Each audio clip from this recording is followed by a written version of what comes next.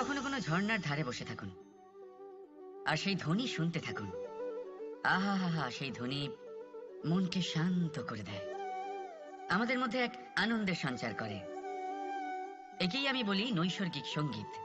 কখনো ভেবে দেখেছেন এই সঙ্গীত উৎপন্ন করার জন্য জলকে কত পরিশ্রম করতে হয়, কি না করতে হয়? ভেবে দেখুন সেই জল কোথা কোথা থেকে পড়েছে, কত কত পাথরের সাথে ধাক্কা খেয়েছে, কত তীক্ষ্ণ পাথরের সাথে সম্মুখীন হয়েছে, তাকে কিভাবে পার করেছে, নিজের শরীরের সাথে লেগে থাকা সেই পাথরের সাথে কিভাবে সংঘর্ষ করেছে, কিভাবে সামনে এগিয়েছে। ভাবুন, এই সব কিছু হওয়ার পরেই সেই সঙ্গীত উৎপন্ন হয়েছে। এই ঝর্ণার এই মধুর সঙ্গীত কখনো আপনার কান পর্যন্ত পৌঁছতই না যদি সেই জলের বিরোধিতা করার জন্য সেই পাথর না থাকতো। এর সারমর্ম কি হতে পারে? সারমর্ম হলো একটাই, এই সব বাধার সম্মুখীন হন, এদের থেকে দূরে পালাবেন না।